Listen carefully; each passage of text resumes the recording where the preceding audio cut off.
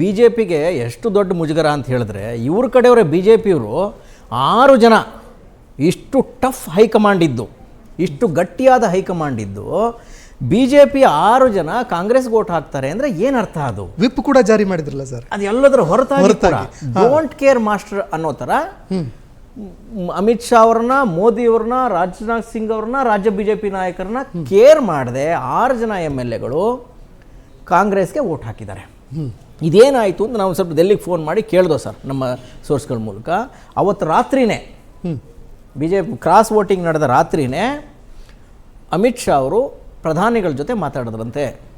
ಕರ್ನಾಟಕದಲ್ಲಿ ನಮಗೆ ಹಿನ್ನಡೆ ಆಗಿದೆ, ಈ ರೀತಿಯಾಗಿ ಡಿ ಕೆ ಶಿವಕುಮಾರ್ ಅವರು ಅಥವಾ ಕಾಂಗ್ರೆಸ್ಸು ನಮ್ಮ 6 ಜನ ಶಾಸಕರನ್ನು ಅಡ್ಡ ಮತದಾನ ಮಾಡಿಸಿದ್ದಾರೆ, ಜೊತೆಗೆ JDSನವ್ರು 5-6 ಜನ ಅಡ್ಡ ಮತದಾನ ಮಾಡಿದ್ದಾರೆ. ನಾವಿಲ್ಲಿ ಏನು ಸ್ಟ್ರಾಟಜಿನ ಮಾಡ್ತಾ ಇದ್ದೀವೋ ಅದೇ ಸ್ಟ್ರಾಟಜಿನ ಡಿ ಕೆ ಶಿವಕುಮಾರ್ ಅಲ್ಲಿ ಮಾಡಿದ್ದಾರೆ. ಆಮೇಲೆ ನ್ಯಾಷನಲ್ ಮೀಡಿಯಾದಲ್ಲಿ ನೆಗೆಟಿವ್ ಪಬ್ಲಿಸಿಟಿ ಆಗ್ತಾ ಇದೆ ಅನ್ನೋದನ್ನು ನರೇಂದ್ರ ಮೋದಿ ಅವ್ರ ಜೊತೆಗೆ ಅಮಿತ್ ಶಾ ಅವರು ಹೋಗಿ ಹೇಳಿದ್ರಂತೆ ಸರ್. ಆ ನಂತರ ಮೋದಿಯವರು ರಾಜನಾಥ್ ಸಿಂಗ್ ಜೊತೆ ಮಾತಾಡಿ ಡಿಸ್ಕಸ್ ಮಾಡಿ ಆ ನಂತರ ತೀರ್ಮಾನ ನೀವೇನಾದ್ರು ತಗೊಳ್ಳೋದಾದ್ರೆ ತಗೊಳ್ಳಿ ಅಂತ ಹೇಳಿದ್ರಂತೆ. ಆ ನಂತರ 2 ಗಂಟೆಗಳ ಕಾಲ ರಾಜನಾಥ್ ಸಿಂಗ್ ಅವರ ಮನೆಯಲ್ಲಿ ಮೀಟಿಂಗ್ ನಡೀತಂತೆ. ಆಮೇಲೆ ಎಲ್ಲ ಡೀಟೇಲ್ ಅವತ್ತು ರಾತ್ರಿನೇ ತರಿಸ್ಕೊಂಡ್ರಂತೆ. ಯಾರ್ಯಾರು ಮತ ಹಾಕಿದ್ದಾರೆ, ಯಾರ್ಯಾರ ಜೊತೆ ಎಲ್ಲೆಲ್ಲಿ ಮೀಟಿಂಗ್ ನಡೆದಿದೆ, ಯಾವ್ಯಾವ ಶಾಸಕರಿಗೆ ಏನೇನು ಭರವಸೆಯನ್ನು ಕೊಡಲಾಗಿದೆ, ಯಾವ್ಯಾವ ಶಾಸಕರಿಗೆ ಇನ್ನೇನೇನು ಸವಲತ್ತನ್ನು ಒದಗಿಸಲಾಗಿದೆ, ಇದೆಲ್ಲವನ್ನು ಮಾಹಿತಿನ ಡಿಸ್ಕಸ್ ಮಾಡಿದ್ರಂತೆ ರಾಜನಾಥ್ ಸಿಂಗ್ ಅವರ ಮನೇಲಿ. ಜೊತೆಗೆ ಸರ್, ಈ ಇಡೀ ಎಪಿಸೋಡ್ನ ರೂವಾರಿಗಳು ಬಿ ಜೆ ಪಿಲೇ ಇದ್ದಾರಂತೆ. ಈಗ JDSಗೆ ಯಾರ್ಯಾರು ವೋಟ್ ಹಾಕಬೇಕು ಅಂತ ಒಂದು ಲಿಸ್ಟ್ ರೆಡಿ ಮಾಡಿಕೊಟ್ರು, ಇವರೇ ಕೊಟ್ಟಿದ್ದರು. ಹೌದು, ಅದು ಕೂಡ ಸೀನಿಯರ್ ಲೀಡರ್ಗಳು, ಕರ್ನಾಟಕದ ಸೀನಿಯರ್ ಲೀಡರ್ಗಳ ಉಸ್ತುವಾರಿಲೇ ಕ್ರಾಸ್ ವೋಟಿಂಗ್ ಕೂಡ ಡಿಸೈಡ್ ಆಗಿದೆ.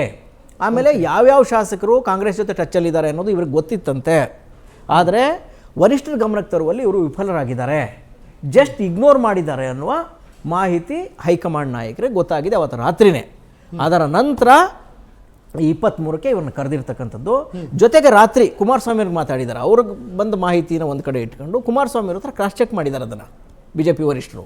ಕುಮಾರಸ್ವಾಮಿಯವರು ಡೀಟೇಲ್ ಕೊಟ್ಟಿದ್ದಾರೆ, ಹಿಂಗಾಗಿದೆ ಅಂತ ಇವರು ಡೀಟೇಲ್ ಕೊಟ್ಟಿದ್ದಾರೆ.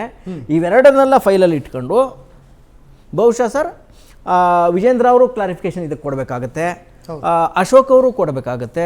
ಜೊತೆಗೆ ಇಲ್ಲಿ ಉಸ್ತುವಾರಿ ಇದ್ರಲ್ಲ ರಾಧಾಮೋಹನ್ ಅಗರ್ವಾಲ್, ಅವರು ಕೂಡ ಕ್ಲಾರಿಫಿಕೇಶನ್ ಅನ್ನ 23ನೇ ತಾರೀಕು ಅವರ ಮೀಟಿಂಗಲ್ಲಿ ಕೊಡಬೇಕಾಗತ್ತೆ.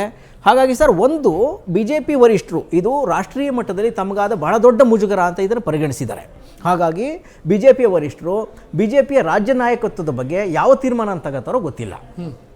ಎರಡನೇದು ಸರ್, ಡಿ ಕೆ ಶಿವಕುಮಾರ್ ಅವರ ಈ ಸ್ಟ್ರಾಟಜಿ ಇದೆಯಲ್ಲ, ಆ ಸ್ಟ್ರಾಟಜಿನ ಪಾಸಿಟಿವ್ ಆಗಿ ತಗೋತಾರೋ ಅದನ್ನು ಚಾಲೆಂಜ್ ಆಗಿ ತಗೋತಾರೋ. ಯಾಕೆ ಅಂದರೆ ಈ ಕ್ರಾಸ್ ವೋಟಿಂಗು, ಶಾಸಕರ ಏನೋ ಹೈಜಾಕು ಇದರ ಮಾಸ್ಟರ್ಗಳೇ ಅವರು. ಅದೇ ಸ್ಟ್ರಾಟಜಿನ ಇವರು ಫಾಲೋ ಮಾಡ್ತಾ ಇದ್ದಾರೆ. ಹಾಗಾಗಿ ಮುಖ್ಯಮಂತ್ರಿಗಳ ಬಗ್ಗೆ ಯಾವ ತೀರ್ಮಾನವನ್ನು ತಗೋತಾರೋ ಇದಕ್ಕೆ ಕೌಂಟರ್, ಅವ್ರಿಗೆ ಸೋಲು, ಅದೊಂದು ಗಾಯ, ಅವರು ಗಾಯ ಆಗಿದೆ ಅವ್ರಿಗೆ. ಆ ಗಾಯಕ್ಕೆ ಪ್ರತಿಯಾಗಿ ಅವ್ರು ಏನು ಮಾಡ್ತಾರೆ ಅನ್ನುವ ಚರ್ಚೆ ಇವತ್ತು ಚಾಲ್ತಿಲಿದೆ ಸರ್.